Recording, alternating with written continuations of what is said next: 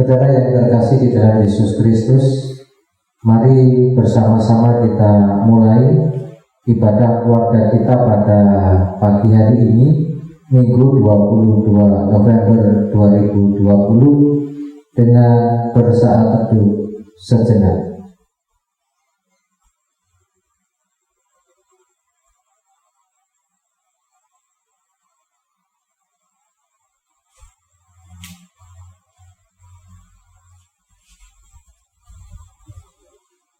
Mari bersama-sama kita bangkit berdiri, kita memuji, memuliakan Tuhan dengan menyanyikan Kidung Jemaat 19, bait 1 dan 5, Tuhanku Yesus.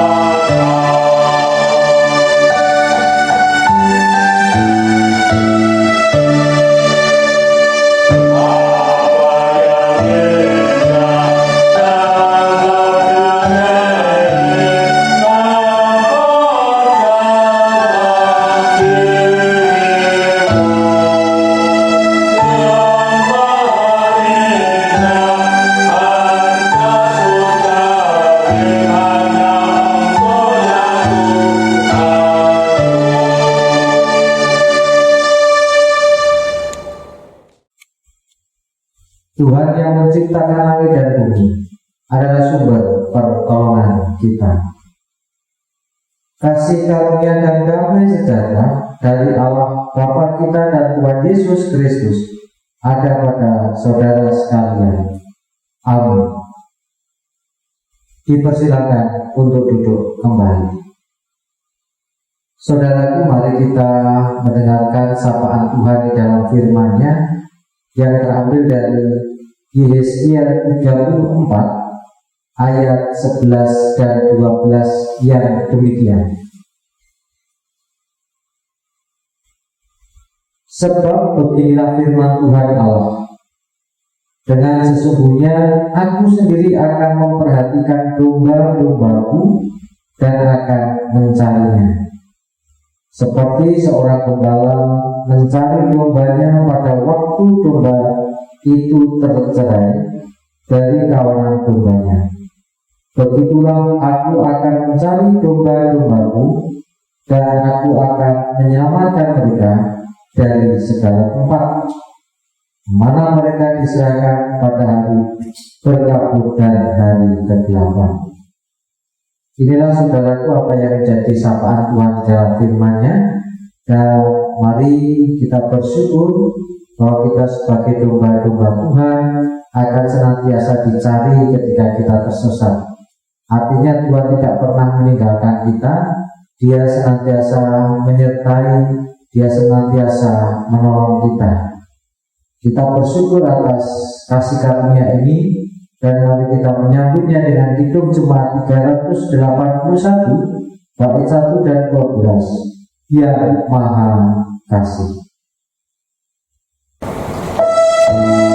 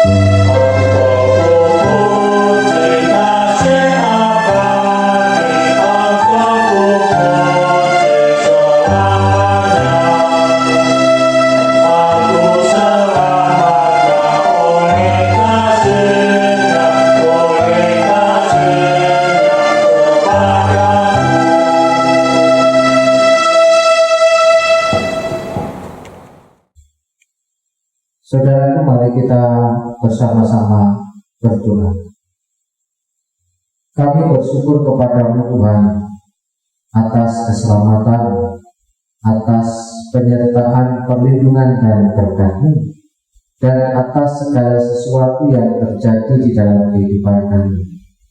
Semua Engkau berikan, semua Engkau lakukan semata-mata untuk menunjukkan kasih-Mu kepada kami.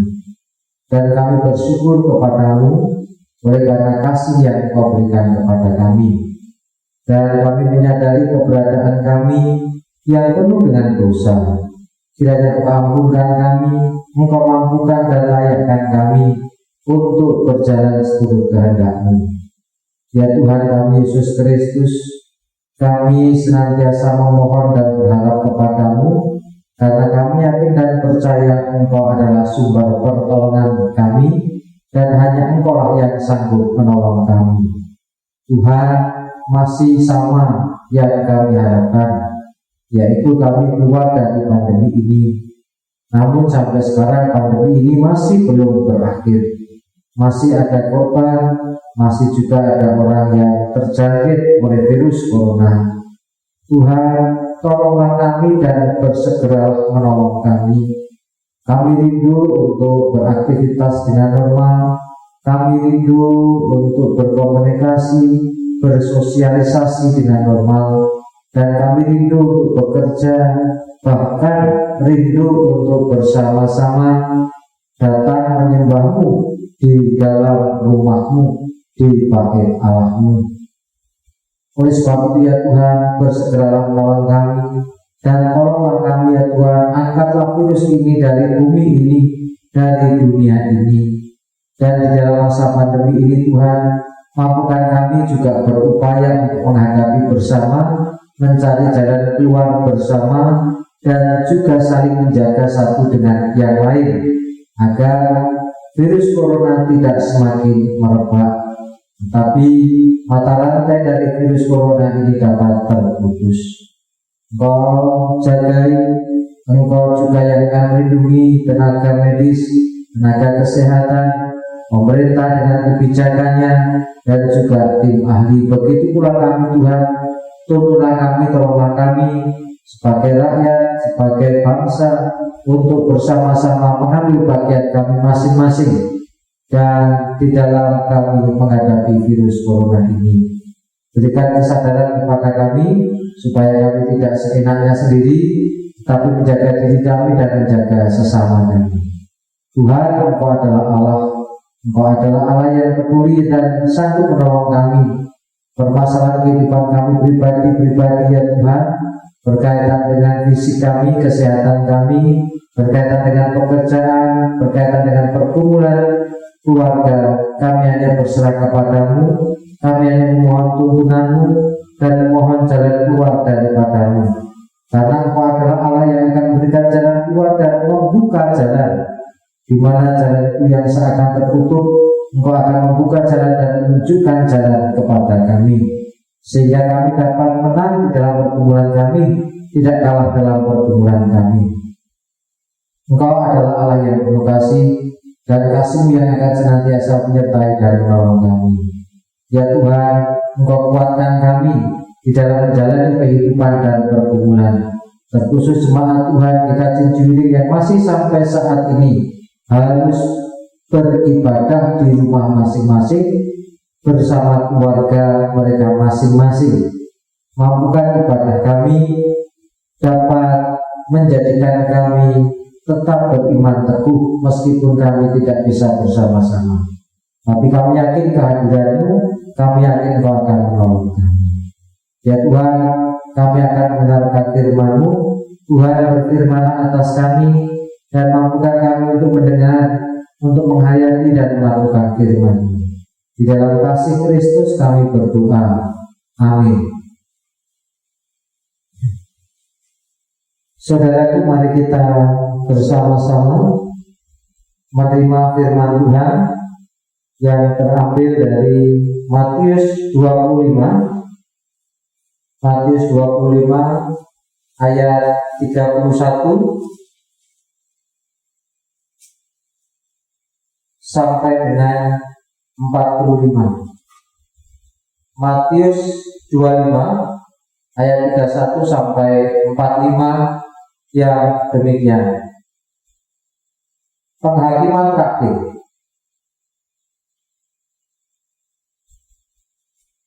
Apabila Anak Manusia datang dalam kemuliaannya dan semua malaikat bersama-sama dengan Dia, maka Ia akan bersemayam di atas tahta kemuliaannya. Lalu semua bangsa akan dikumpulkan di hadapannya, dan Ia akan memisahkan mereka seorang daripada seorang, sama seperti gembala memisahkan domba dari kambing. Dan Ia akan menempatkan domba-domba di sebelah kanannya dan kambing-kambing di sebelah kirinya. Dan raja itu akan berkata kepada mereka yang di sebelah kanannya, "Mari, hai kamu yang diberkati oleh Bapamu, terimalah kerajaan yang telah disediakan bagimu sejak dunia dijadikan. Sebab ketika aku lapar, kamu memberi aku makan. Ketika aku haus, kamu memberi aku minum. Ketika aku seorang asing, kamu memberi aku tumpangan. Ketika aku telanjang, kamu memberi aku pakaian. Ketika aku sakit, kamu melawat aku. Ketika aku di dalam penjara, kamu mengunjungi aku." Maka orang-orang benar itu akan menjawab Dia, katanya, "Tuhan, bila manakah kami melihat Engkau lapar dan kami memberi Engkau makan, atau haus dan kami memberi Engkau minum? Bila manakah kami melihat Engkau sebagai orang asing dan kami memberi Engkau tumpangan, atau telanjang dan kami memberi Engkau pakaian? Bila manakah kami melihat Engkau sakit atau dalam penjara dan kami mengunjungi Engkau?" Dan raja itu akan menjawab mereka, "Aku berkata kepadamu, sesungguhnya segala sesuatu yang kamu lakukan untuk salah seorang dari saudaraku yang paling hina ini, kamu telah melakukannya untuk aku." Dan Ia akan berkata juga kepada mereka yang di sebelah kirinya, "Enyahlah dari hadapanku, hai kamu orang-orang terkutuk, enyahlah ke dalam api yang kekal, yang telah sedia untuk iblis dan malaikat-malaikatnya. Sebab ketika aku lapar, kamu tidak memberi aku makan. Ketika aku haus, kamu tidak memberi aku minum. Ketika aku seorang asing, kamu tidak memberi aku tumpangan. Ketika aku telanjang, kamu tidak memberi aku pakaian. Ketika aku sakit dan dalam penjara, kamu tidak melawat aku." Lalu mereka pun akan menjawab Dia, katanya, "Tuhan, bila manakah kami melihat Engkau lapar atau haus atau sebagai orang asing atau telanjang atau sakit atau dalam penjara dan kami tidak melayani Engkau?" Maka Ia akan menjawab mereka, "Aku berkata kepadamu, sesungguhnya segala sesuatu yang tidak kamu lakukan untuk salah seorang dari yang paling hina ini, kamu tidak melakukannya juga untuk aku." Demikian saudara-saudaraku firman Tuhan yang akan kita pergumulkan secara bersama-sama. Saudara yang terkasih di dalam Yesus Kristus, di dalam kehidupan kita akan diperhadapkan dengan masa lalu, masa sekarang, dan masa depan. Masa lalu adalah masa atau waktu yang sudah berlalu, artinya yang sudah kita lalui. Masa sekarang adalah masa atau waktu yang saat ini, sekarang ini sedang kita lalui. Sedangkan masa depan adalah waktu atau masa yang akan kita alami di hari-hari kita yang akan datang. Setiap masa pasti ada berbagai macam peristiwa yang terjadi, dan di dalam setiap peristiwa yang terjadi itu pasti ada sesuatu yang berbeda. Nah, kalau dulu orang mau bepergian hanya jalan kaki atau pakai sepeda ondel, sepeda. Sekarang sudah pakai sepeda motor, mobil, angkutan umum, dan lain sebagainya. Dan kita juga tidak akan tahu masa depan ketika kita bepergian, kita mau naik apa. Ya mungkin hampir sama bentuknya dengan sekarang, tapi juga berbeda. Bukan hanya itu saja, tapi juga di dalam setiap masa ada perubahan, yaitu berkaitan dengan sikap manusia. Perbedaan sikap dulu dengan sekarang berbeda.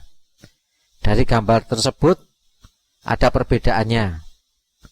Gambar yang dulu mengatakan, dari gambar itu dulu ketika ada seorang tua atau nenek-nenek mau menyeberang, ada yang menyeberangkan. Ada pemuda datang menyeberangkan membawakan barang. Entah ini cucunya atau orang lain. Tapi sekarang beda. Bukan yang muda yang gandeng yang tua, tapi yang tua yang gandeng yang muda. Karena yang muda sudah asik dengan gadgetnya.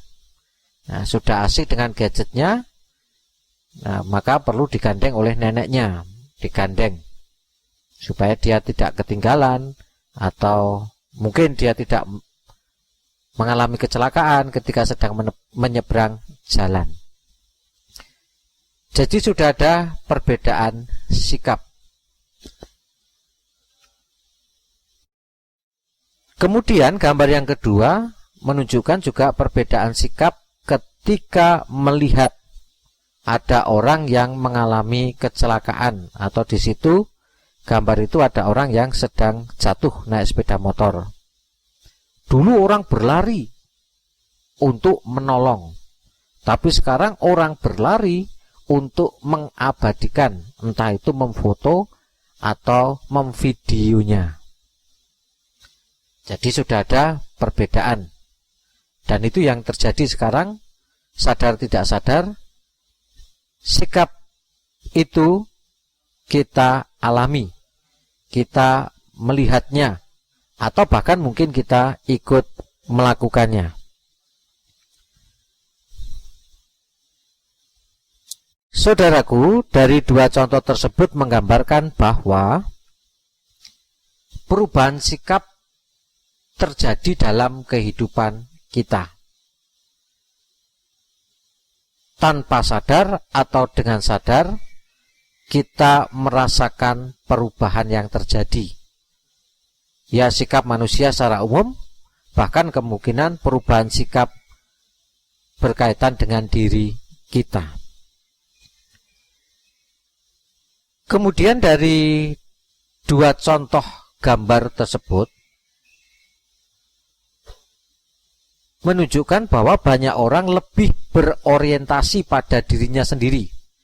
Gambar yang pertama ketika ada pemuda yang tadinya dulu menggandeng seorang yang tua, sekarang dia aksi dengan gadgetnya, yang menggandeng malah yang lebih tua. Jadi orang-orang sudah berorientasi pada diri sendiri. Bahkan tadi ada kecelakaan, dia berorientasi pada dirinya sendiri, mengabadikan ya, untuk keasikannya dan untuk kesenangannya. Dan itu yang terjadi. Manusia saat ini lebih berorientasi pada diri sendiri daripada orang lain. Kemudian dari gambar tersebut juga menunjukkan bahwa kepedulian terhadap sesama sudah mulai pudar, bahkan hilang. Sudah tidak peduli orang lain sedang membutuhkan pertolongan, orang lain sedang kesusahan, sudah tidak peduli. Yang penting aku dan aku, kesenanganku dan kesenanganku. Tidak peduli orang lain membutuhkan apa, tidak peduli keadaan orang lain.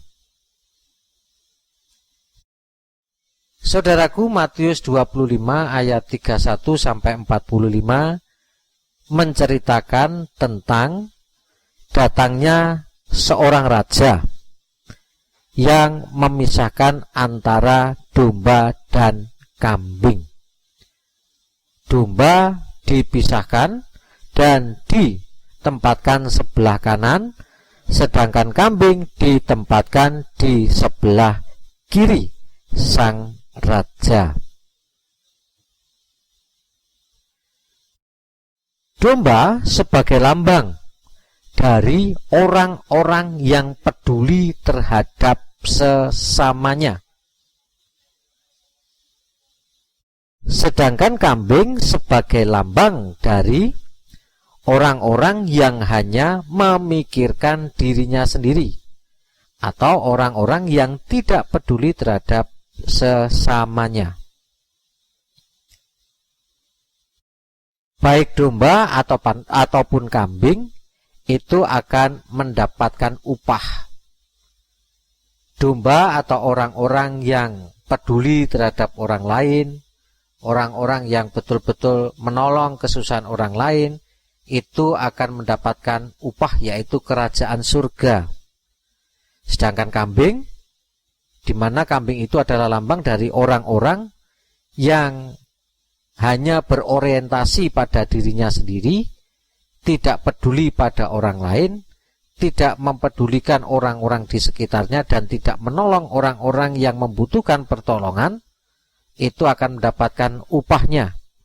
Upahnya adalah penghukuman dalam api kekal, atau disebut dengan neraka. Saudaraku, apakah ini berarti bahwa keselamatan bergantung dengan perbuatan baik yang kita lakukan? Jadi, apakah ini yang dimaksudkan ketika kita berbuat baik, banyak berbuat baik, terus kita akan selamat? Kalau kita berbuat baik pasti selamat? Dan ini merupakan juga bahwa keselamatan itu bergantung dengan perbuatan baik yang kita lakukan? Tidak, saudaraku. Karena keselamatan adalah merupakan anugerah dari Tuhan bagi kita. Disebut anugerah karena bahwa keselamatan itu yang pertama bukan bergantung pada perbuatan baik manusia.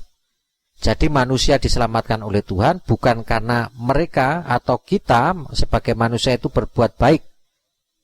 Namun ini adalah pemberian cuma-cuma, jadi pemberian tanpa syarat. Disebut anugerah karena keselamatan ini adalah yang merancang dan yang melakukan adalah Tuhan sendiri. Meskipun di dalam pelaksanaan keselamatan itu Tuhan memakai atau melibatkan manusia dalam karya penyelamatan Allah. Jadi jelas bahwa keselamatan itu tidak bergantung atas apa yang dilakukan atau atas perbuatan baik yang dilakukan. Keselamatan adalah merupakan anugerah pemberian cuma-cuma tanpa syarat dan yang merancang dan melakukan Tuhan sendiri.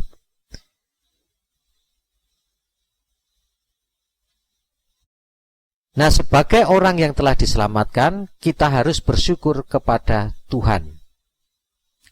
Cara bersyukur kita adalah hidup sesuai dengan firman Tuhan.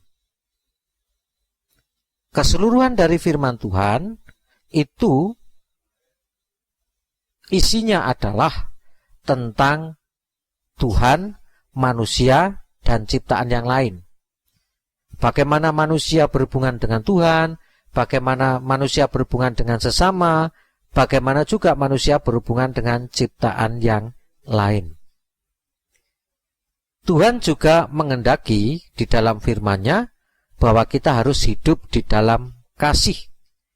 Kasih kepada Tuhan dan kasih kepada sesama kita.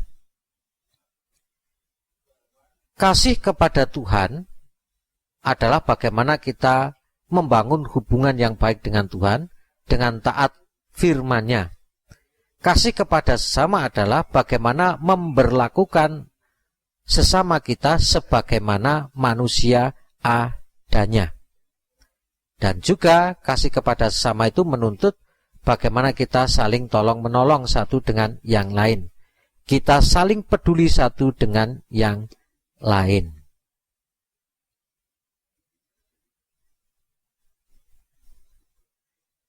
Sikap peduli perlu kita tumbuhkan dan kita pelihara. Karena Tuhan Yesus telah menyatakan kepeduliannya atas kita. Jadi, kedatangan Tuhan Yesus yang pertama itu sebagai wujud kepeduliannya atas kita. Manusia penuh dosa, manusia tidak mungkin untuk melepaskan dirinya dari dosa, sehingga membutuhkan penolong. Maka Tuhan Yesus datang ke dunia untuk melepaskan manusia dari dosa-dosa manusia. Artinya bahwa Tuhan Yesus adalah Allah yang peduli atas kita, dan kepeduliannya inilah telah dinyatakan dengan menolong kita dari dosa-dosa kita, mengangkat kita dari dosa, menyucikan kita, bahkan memberikan keselamatan.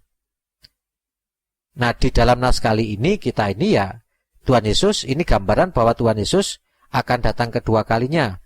Kalau pertama memberikan keselamatan, kedatangan yang kedua itu akan memberikan hukuman atas kita.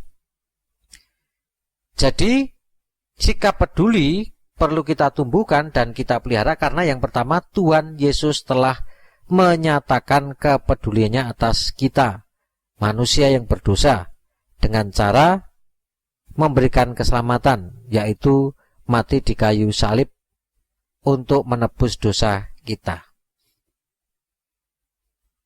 Sikap peduli perlu kita tumbuhkan dan kita pelihara karena Tuhan menghendaki kita harus hidup dalam kasih. Kita harus mengasihi Tuhan, mengasihi sesama. Dan ini perintah yang tidak bisa ditawar.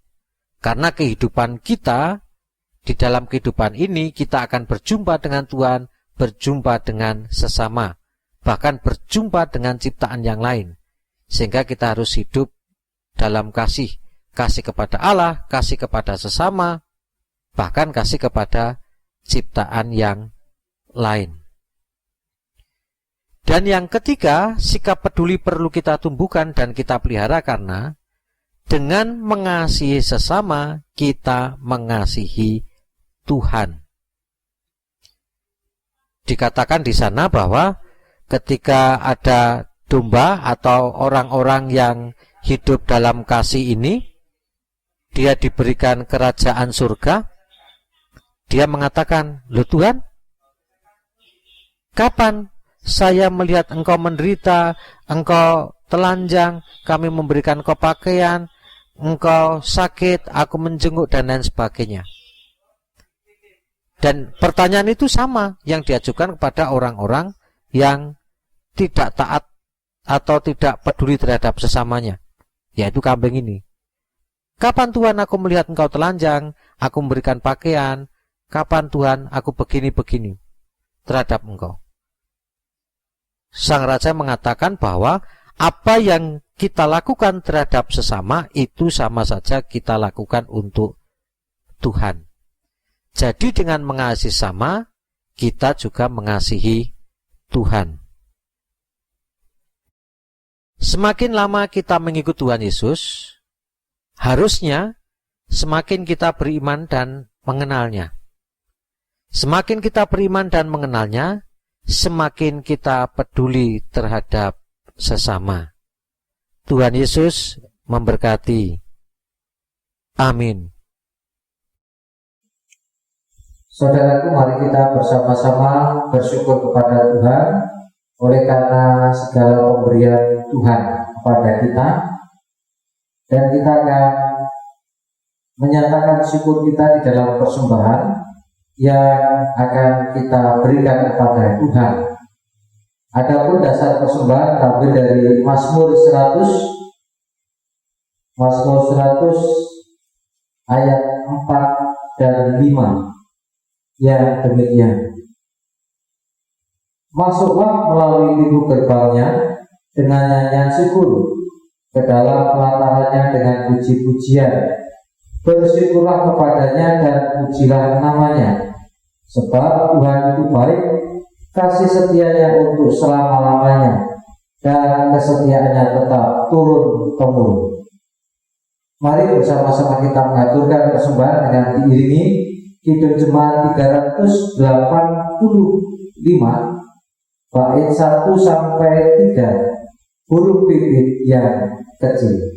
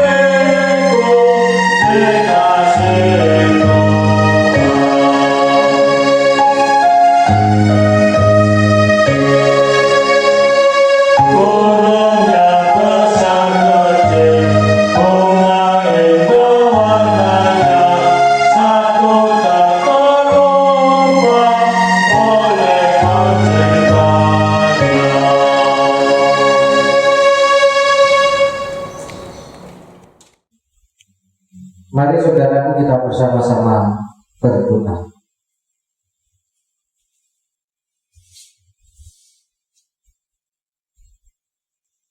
Terima kasih atas firman-Mu ya Tuhan, yang mengajarkan kami dan mengingatkan kami supaya kami dapat beriman dengan sungguh kepadamu.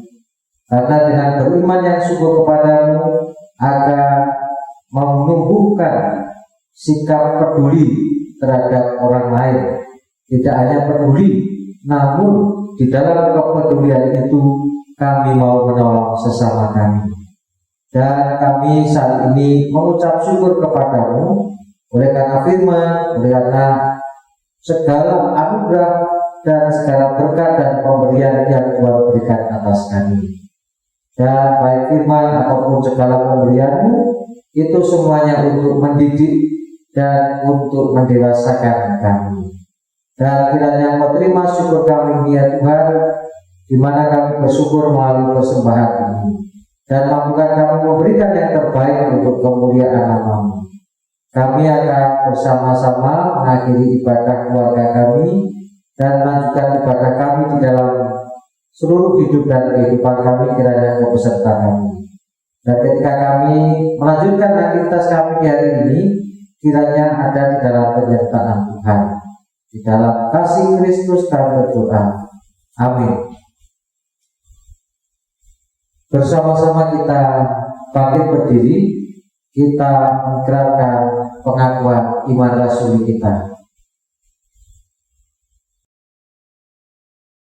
Aku percaya kepada Allah, Bapa yang Maha Kuasa, Khalik langit dan bumi, dan kepada Yesus Kristus, Anaknya yang tunggal Tuhan kita, yang dikandung daripada Roh Kudus, lahir dari anak darah Maria, yang menderita di bawah pemerintahan Pontius Pilatus, disalibkan, mati dan dikuburkan, turun ke dalam kerajaan maut. Pada hari yang ketiga, bangkit pula dari antara orang mati, naik ke surga, duduk di sebelah kanan Allah, Bapa yang Maha Kuasa, dan akan datang dari sana untuk menghakimi orang yang hidup dan yang mati. Aku percaya kepada Roh Kudus, gereja yang kudus dan am, persekutuan orang kudus, pengampunan dosa, kebangkitan daging, dan hidup yang kekal. Terimalah berkat Tuhan. kasih karunia Tuhan Yesus Kristus dan kasih Allah dan persekutuan Roh Kudus menyertai saudara sekalian. Amin.